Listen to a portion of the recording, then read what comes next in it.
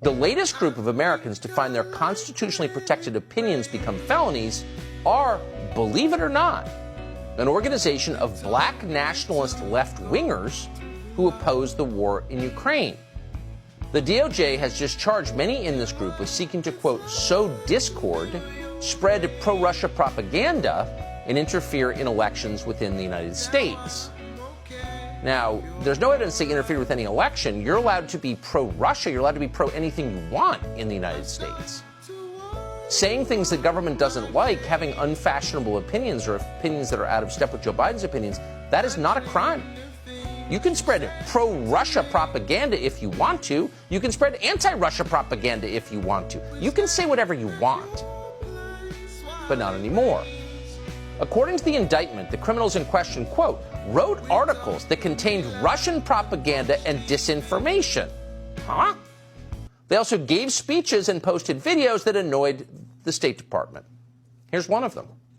There's a discussion about Russian military border buildup on its border with Ukraine, and how this represents a terrible threat to Ukraine by Russians.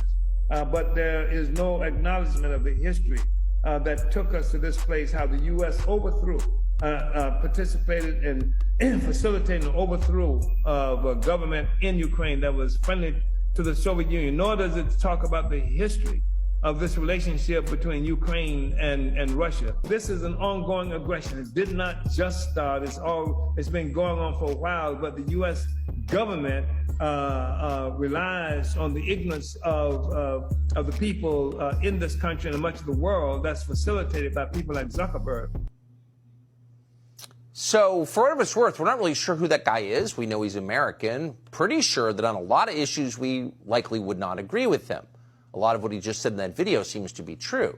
But even if it weren't true, even if he was wrong, it would still be constitutionally protected speech. In a free country, which we had until recently, you are allowed by definition to have dumb opinions. Most of us do, but not anymore. So that man you just saw is facing 10 years behind bars for expressing views about Ukraine that the Biden administration doesn't want to hear. That's terrifying. Does no one else think that's terrifying? It is terrifying.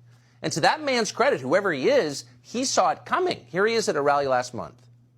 They have declared that black people are so stupid that it takes Russians to tell us that we are oppressed. I have never known a moment of black freedom for my entire life.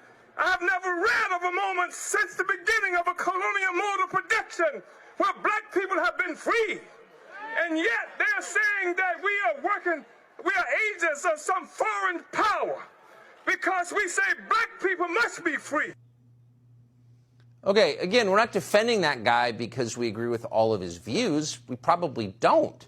That is totally irrelevant. Whether you agree with what someone is saying has nothing to do with his right to say it. Americans are allowed to say what they think is true, period.